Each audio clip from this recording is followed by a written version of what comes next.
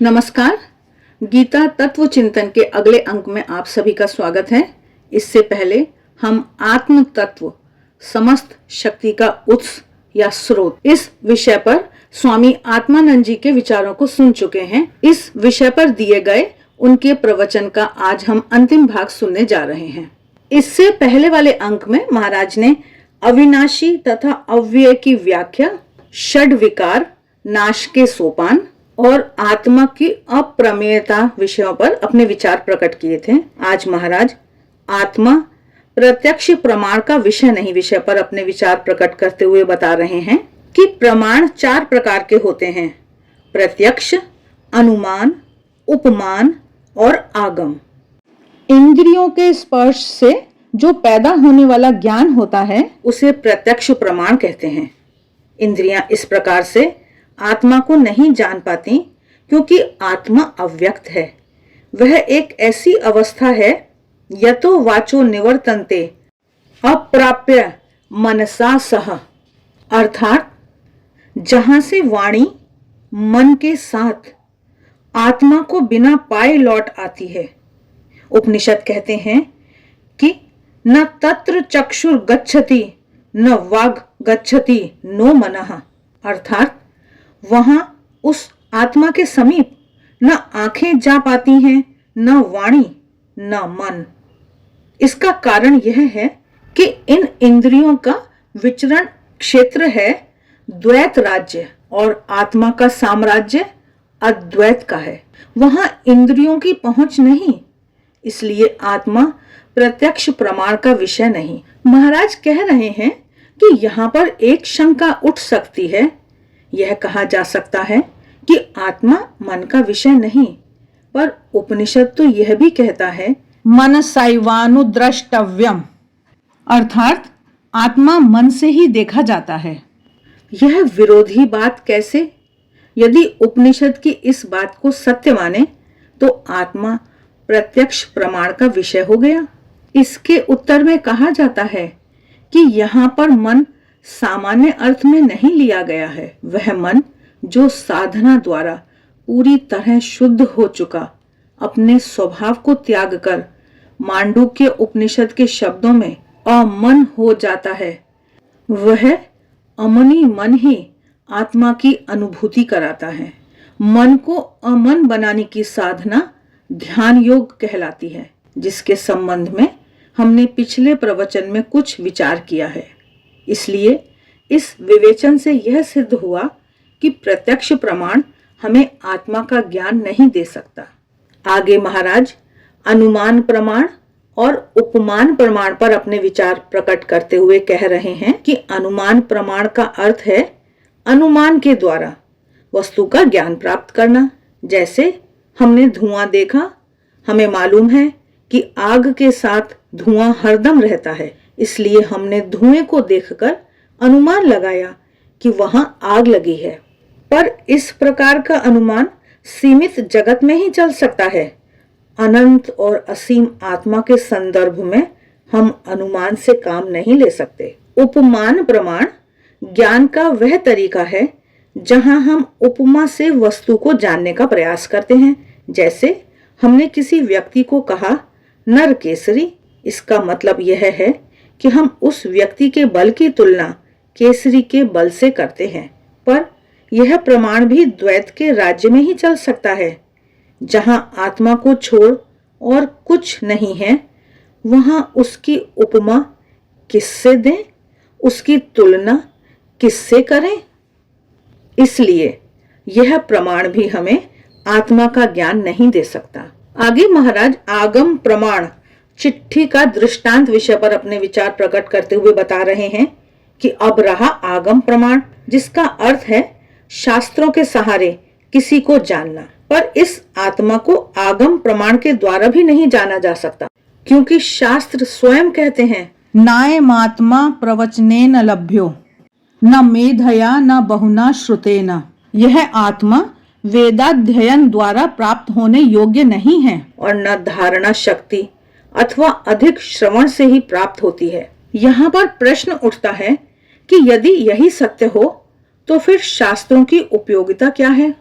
श्री शंकराचार्य जी इस प्रश्न का उत्तर विवेच्य श्लोक पर अपने भाष्य में देते हैं। वे कहते हैं कि शास्त्र जो कि अंतिम प्रमाण है, आत्मा में किए हुए अनात्म पदार्थों के अध्यारोप को दूर करने के कारण आत्मा के विषय में प्रमाण रूप से ग्रहित होता है, न कि अज्ञात वस्तु का ज्ञान करवाने के कारण।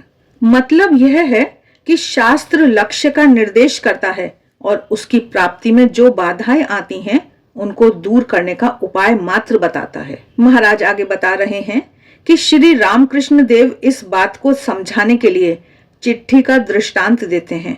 गांव का एक लड़का शहर में नौकरी करता था। दुर्गा पूजा की छुट्टियां करीब आईं। गांव से उसकी माता ने उसे चिट्ठी लिखी कि घर आते समय अमुक अमुक चीजें लेते आना। छुट्टी पर जाने से एक दिन पूर्व लड़के ने तय किया कि आज माँ की बताई चीजें खरीद लूं। वह चिट्ठी को ढूंढने लगा। मेज पर देखा, दराज में देखा, पुस्तकों की अलमारी में देखा, तकिया के नीचे, बिस्तर के नीचे, सब जगह ढूंढ डाला पर चिट्ठी नहीं मिली। वह बड़ा चिंतित हुआ। उसने एक एक किताब को खोलकर देखना शुरू किया पर चिट्ठी न मिली। 2-3 घंटे की परेशानी के बाद उसने अंत में देखा कि चिट्ठी कचरे की टोकरी में पड़ी है। उसने लपक कर उसे उठा लिया।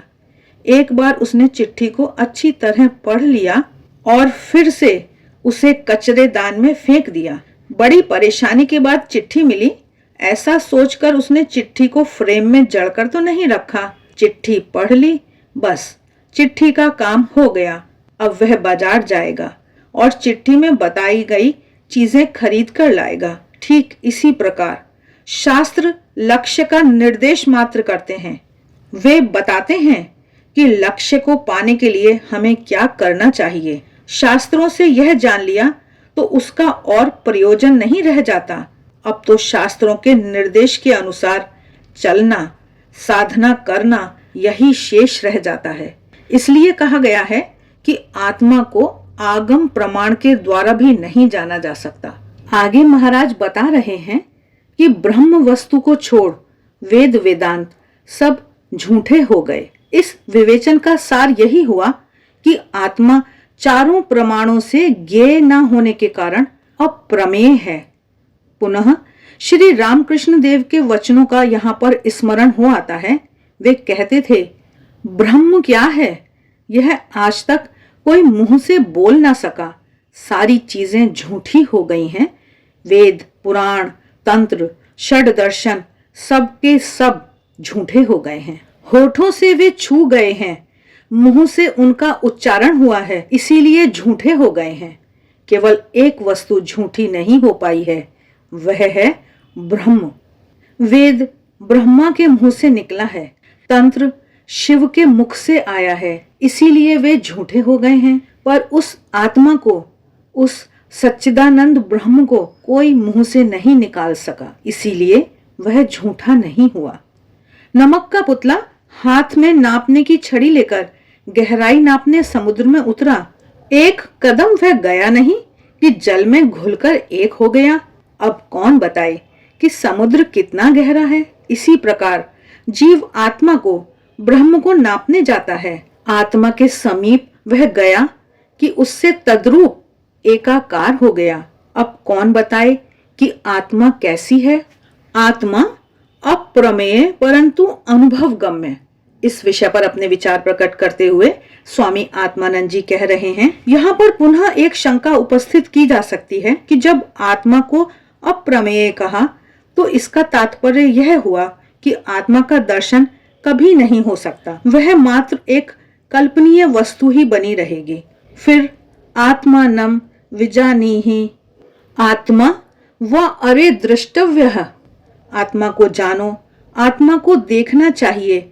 ये जो वाक्य विन्यास हैं, इनका क्या मतलब हुआ। इसके उत्तर में कहा जाता है कि यद्यपि आत्मा अप्रमेय है तथापि उसे देखा जाता है, अनुभव में लाया जाता है। पिछले प्रवचन में हमने श्वेताशतर उपनिषद के प्रथम अध्याय के 3 मंत्र पर श्री शंकराचार्य द्वारा किए गए भाष्य का हवाला दिया था, जहां वे कहते हैं, जो परम मूल कारण आत्म तत्व किसी भी प्रमाणों से गोचर नहीं होता, उसे उन ऋषियों ने स्वयं एक भिन्न प्रकार से देखा और वह भिन्न प्रकार था ध्यान योग का अनुगमन। इससे पिछले प्रवचन में ध्यान योग पर विस्तृत चर्चा की गई है। आगे महाराज कह रहे हैं कि इसीलिए श्री भगवान कहते हैं, अर्जुन, यह शरीरी आत्मा, यह सत्य, यह सर्वत्र व्यापक ब्रह्म अप्रमेय है, पर इसके जो असंख्य शरीर हैं वे समस्त अंतवान हैं, नाशवान हैं। जो नाशवान है उसका नाश आज नहीं होगा तो कल होगा, तू नहीं करेगा तो दूसरा करेगा, पर आत्मा का तो किसी काल में नाश नहीं है। फिर तू उनके संबंध में सोच सोचकर शोक क्यों कर रहा है? तस्मात् भारत युध्यस्व, इसलिए हे भारत, तू उठ और युद्ध के लिए प्रस्तुत हो जा। आगे हम आत्मा का विचार, अक्षय शक्ति का स्रोत विषय पर महाराज के विचार सुन रहे हैं कि श्री भगवान की यह सीख हम में अद्भुत साहस का संचार करती है। हम मर्त्यशील शरीर नहीं हैं, हम तो अजर अमर अविनाशी आत्म तत्व हैं। शरीर का चिंतन दुर्बलता को जन्म देता है, आत्मा का विचार हम में अक्षय शक्ति का संचार करता है। शरीर को तुच्छ मानने से ही महत् कर्म संपादित होते हैं। जो शरीर को तुच्छ मानता है वही त्याग कर सकता है, वही समाज देवता, राष्ट्र देवता या विश्व देवता की सेवा के लिए अपने शरीर को न्यौछावर कर सकता है। शरीर को सर्वस्व मानने वाले लोग कभी महान नहीं बने। शरीर ही आसक्ति का और समस्त दुर्बलता का कारण है। शरीर सबसे पहले हमें इंद्रियों को तुच्छ सीमा में बांधता है। उस दायरे से किसी प्रकार से निकले तो परिवार की सीमा हमें बांध लेती है। उससे आगे किसी प्रकार बढ़े तो जाति की दुर्भेद दीवार अपने शिकंजे में हमें जकड़ लेती है। आज जाति, वर्ण आदि के भेदों ने राष्ट्र की कैसी दुर्दशा कर रखी है। हमारा सारा चिंतन इन्हीं तंग दायरों में बंधा होता है। जब तक हम इस सीमा के ऊपर नहीं उठेंगे तब तक हमारे सारे प्रयासों के बावजूद राष्ट्र ऊपर नहीं उठ सकेगा। अर्जुन शरीर द्वारा निर्धारित सीमा में बंध गया था, इसीलिए श्री कृष्ण उससे कहते हैं, इस नाशवान सीमा को तोड़, अपने भीतर के शरीरी को देख, वह कभी नहीं मरता। जब तक तू अपने को शरीरी मानेगा तू शोक का शिकार होगा। शरीरी का चिंतन का पुरुषता को दूर करेगा और युद्ध के लिए तुझे साहस और मनोबल प्रदान करेगा। आध्यात्मिक साहस सिकंदर का उदाहरण।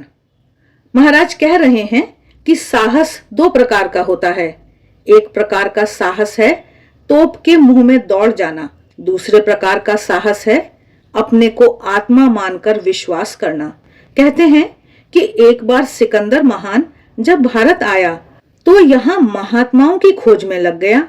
उसके गुरु ने उससे कहा था कि जब तुम भारत जाओ तो वहां से एक तत्वज्ञानी महात्मा को अपने साथ सम्मान पूर्वक लेते आना, उससे तुम्हारा और तुम्हारे देश का कल्याण होगा। सिकंदर महान का परिश्रम सफल हुआ।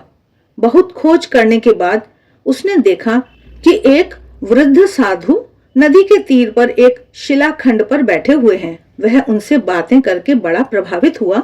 उसने उन्हें अपने साथ देश ले जाने की इच्छा प्रकट की, पर साधु ने इसे स्वीकार नहीं किया और कहा, मैं इस वन में बड़े आनंद में हूँ। सिकंदर बोला, मैं समस्त पृथ्वी का सम्राट हूँ, मैं आपको असीम ऐश्वर्य और उच्च पद मर्यादा दूंगा। साधु बोले, ऐश्वर्य, पद मर्यादा आदि किसी बात की इच्छा नहीं है। तब सम्राट ने साधु को डर दिखाते हुए कहा, यदि आप मेरे साथ नहीं चलेंगे तो मैं इस तलवार से आपको काट डालूंगा। इस पर साधु बहुत हंसे और बोले, राजन, आज तुमने अपने जीवन में सबसे मूर्खतापूर्ण बात कही। तुम्हारी क्या हस्ती है कि मुझे मारो? सूर्य मुझे सुखा नहीं सकता, आग मुझे जला नहीं सकती, कोई शस्त्र मुझे काट नहीं सकता, क्योंकि मैं जन्म रहित, अविनाशी, नित्य विद्यमान, सर्वव्यापी, सर्वशक्तिमान आत्मा हूं। यह आध्यात्मिक साहस है। आत्म तत्व समस्त शक्ति का उत्स अर्थात स्रोत। इस प्रवचन का अंत स्वामी आत्मानंद जी स्वामी विवेकानंद जी के उद्बोधन से करते हुए बता रहे हैं कि स्वामी विवेकानंद जी इसी आध्यात्मिक साहस को अपने देशवासियों में देखना चाहते थे। वे कहते हैं, हे नर नारियों, उठो, आत्मा के संबंध में जागृत हो, सत्य में विश्वास करने का साहस करो, सत्य के अभ्यास का साहस करो। संसार को कोई 100 साहसी नर नारियों की आवश्यकता है। अपने में वह साहस लाओ जो सत्य को जान सके, जो जीवन में निहित सत्य को दिखा सके, जो मृत्यु से न डरे बल्कि उसका स्वागत करे, जो मनुष्य को यह ज्ञान करा दे कि वह आत्मा है और सारे जगत में ऐसी कोई भी वस्तु नहीं जो उसका विनाश कर सके। तब तुम मुक्त हो जाओगे। यह ज्ञान शोक को दूर करेगा। तभी तो विवेकानंद गाते हैं, जिसका अर्थ है, हे सखे तुम क्यों रो रहे हो, सब शक्ति तो तुम्ही में है। हे भगवान, अपना ऐश्वर्यमय स्वरूप विकसित करो। ये तीनों लोग तुम्हारे पैरों के नीचे हैं। जड़ की कोई शक्ति नहीं, प्रभाव तो आत्मा का ही होता है। भगवान श्री कृष्ण अर्जुन को इसी बल का पाठ पढ़ाते हैं। वे कहते हैं, अर्जुन, आत्मा के स्वरूप को इस तरह जानकर अब अपनी कापुरुषता का त्याग करो। शरीर नष्ट होते हैं पर शरीरी आत्मा का किसी काल में विनाश नहीं होता। इस सत्य की धारणा करो और युद्धस्व, युद्ध के लिए तैयार हो जाओ। इसी आशा के साथ कि आप इस श्रृंखला को सुन रहे हैं, पसंद कर रहे हैं, अगला प्रवचन आत्मज्ञान से पाप भय का नाश विषय पर हम सुनेंगे। आज के लिए बस इतना ही। मिलते हैं फिर, तब तक देखते रहिए देवाक्षर। आप सभी का बहुत बहुत धन्यवाद।